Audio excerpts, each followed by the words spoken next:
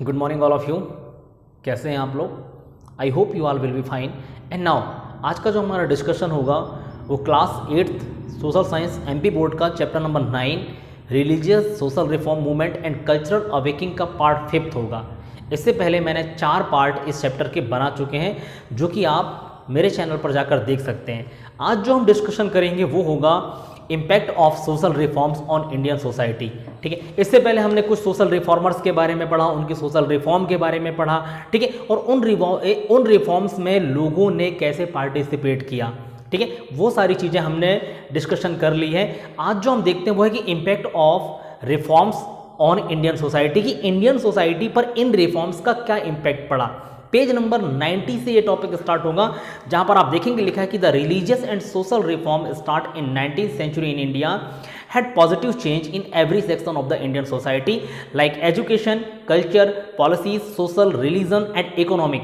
कहने का मतलब ये है कि जब 19th सेंचुरी में सोशल रिफॉर्म्स हुए तो डिफरेंट पार्ट में, ठीक है, इंडिया की अलग अलग चेंजेस आने लगी। ठीक है, बेसिकली जो चेंज इंडियन सोसाइटी पर आया वो था एजुकेशन पर, कल्चर पर, पॉलिसीज, ठीक है, politics, social, religion and economic पर, कि लोग पूरी तरीके से अपने कल्चर को समझने लगे। ठीक है, एजुकेशन की इंपॉर्टेंस समझ में आने लगी, social, religion and economic conditions उनको समझ में आने लगी कि क्या इकोनॉमिक कंडीशन है और ब्रिटिश कैसे इकोनॉमिकली इंडियंस को एक्सप्लॉइट कर रहे हैं। तो यहाँ पर कुछ चीज़ें दी हैं, देखेंगे आप, लिखेंगे फर्स्ट नंबर देखें आप कि rise in interest in the study of modern education, science and literature, की लोगों के अंदर मॉडर्न एजुकेशन लेने के लिए इंटरेस्ट आने लगा कि मॉडर्न एजुकेशन से अपने आप को एजुकेट करें। इसके बाद साइंस के बारे में पढ़ें, लिटरेचर के बारे में पढ़ें। दूसरा लिखा है कि rise in number of colleges and school in India.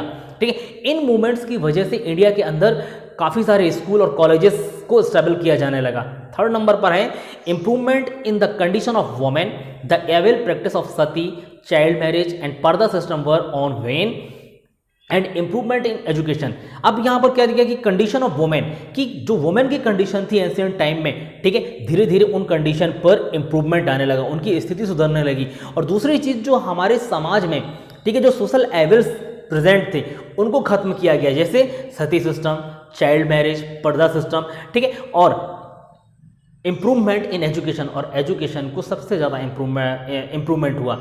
ठीक, नाउ द नेक्स्ट लिखा है कि the move to return to Vedic study and culture spirit provided the stability to the feeling for freedom and nationalism.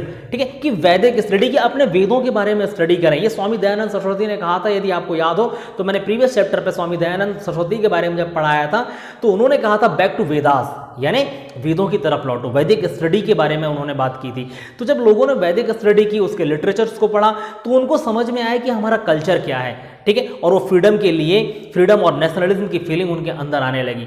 And now fifth number पर है these reforms brought a new awaking in India and created culture awareness.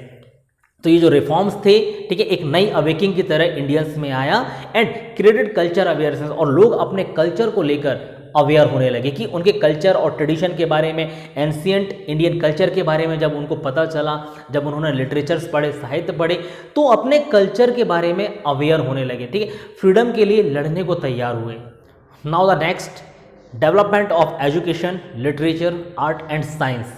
इसमें आप देखें क्या लिखा है, you have earlier studied about the efforts made by company government in the field of education in India, here we will discuss the individual effort. कि इससे पहले हमने, ठीक है, क्या देखे कि company government in the field of education India, की कंपनी गवर्नमेंट ने एजुकेशन के फील्ड पर क्या किया था इंडिया के लिए, वो हमने पढ़ा हुआ था। आज हम देखते हैं कि here we will discuss the individual effort, कि इंडिविजुअल सोशल रिफॉर्मर्स थे, उन्होंने क्या एफर्ट किया। तो यहाँ लिखा है कि all the social reformers worked for spread of education and also made individual effort that help to increase the number of colleges and schools in this century. कि इस सेंचुरी में, 19th सेंचुरी की बात कर रहे हैं हम, कि जो सोशल रिफॉर्मर्स थे उन्होंने इंडिविजुअली एजुकेशन के लिए एफर्ट्स लगाया कि इंडियंस को एजुकेशन प्रोवाइड कराई जाए और अच्छी प्रोवाइड कराई जाए। और उनके इस रिफॉर्म मूवमेंट की वजह से इंडिया के अंदर काफ़ी सारे स्कूल्स एंड कॉलेजेस को स्टेबल किया गया।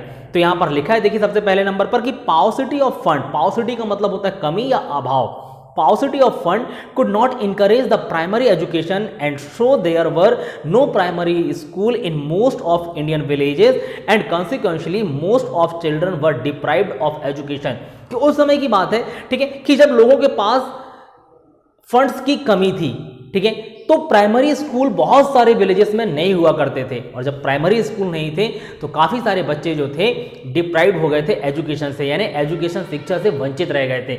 सेकेंड नंबर पर लिखा है the Indian reformers founded a national education council to lessen the effect of British impact on educational centre and policies.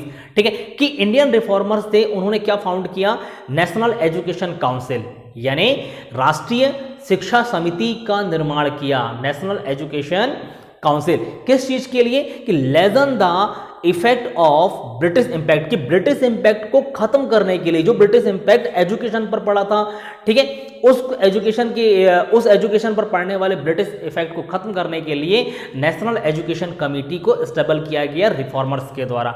And now the next लिखा है कि Vidyapith were established in Varanasi and Ahmedabad and Jamia Millia Islamia इन अलीगढ़। ये दो और educational institution थे, ठीक है, कि वाराणसी में विद्यापीठ को स्टेबल किया गया, ठीक, वाराणसी एंड अहमदाबाद में, एंड जामिया मिलिया इस्लामिया जो है वो अलीगढ़ में स्टेबल किया एजुकेशन के लिए। Now the next, Pandit Madan Mohan Malviya founded Hindu university in Banaras and Rabindranath Tagore विश्व भारती इन शांति निकेतन। ठीक है, पंडित मदन मोहन मालवीय एंड रविन्द्रनाथ टैगोर, ये दो और लोग थे जिन्होंने अलग अलग एजुकेशनल इंस्टीट्यूशन को स्टेबल किया।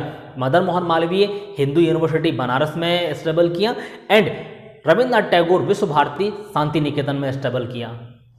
नेक्स्ट पैराग्राफ देखेंगे पेज नंबर 90 पर ही, कल्चर के बारे में लिखा है कि through the movement of social reforms our reformers interpret the significance of Indian culture and laid emphasis on the knowledge of Vedas, and this awakened new awareness toward the culture of India। कि culture of India के बारे में क्या लिखा है, जो social reformers थे उन्होंने किस चीज को इंटरप्रेट किया, इंटरप्रेट का मतलब होता है लोगों को समझाना, कि सिग्निफिकेंस ऑफ इंडियन कल्चर, कि इंडियन कल्चर के सिग्निफिकेंस को, उसकी महत्वपूर्ण बातों को लोगों को समझाने की कोशिश करने लगे जो सोशल रिफॉर्मर्स थे।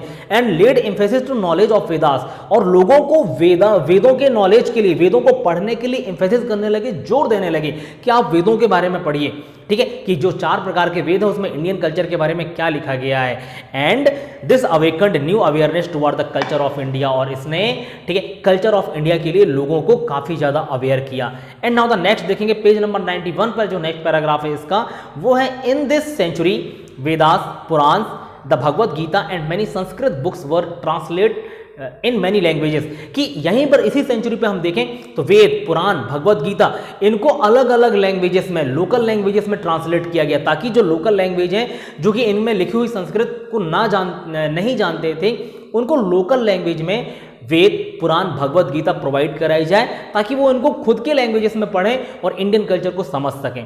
And now so that common man could understand education, culture and religion, ताकि जो कॉमन मैन है, ठीक है, कि जो इन लैंग्वेजेस को नहीं जानता, जब वो अपनी लोकल लैंग्वेजेस में वेदों के बारे में स्टडी करेगा, पुराण के बारे में स्टडी करेगा, भगवद गीता के बारे में स्टडी करेगा, तो उसको कल्चर और रिलीजन के बारे में समझ में आएगा और वो और ज़्यादा अवेयर होंगे, ठीक है, और अपने कल्चर की रिस्पेक्ट करना सीखेंगे।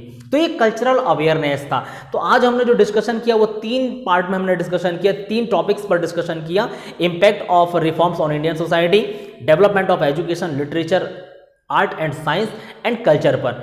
नेक्स्ट पार्ट जो होगा हमारा इस चैप्टर का वो होगा लिटरेचर एंड आर्ट पर, ठीक है, जो कि पार्ट 6 होगा इस चैप्टर का। फिर है development of science and development of press. आज के लिए बस इतना ही। Thank you so much.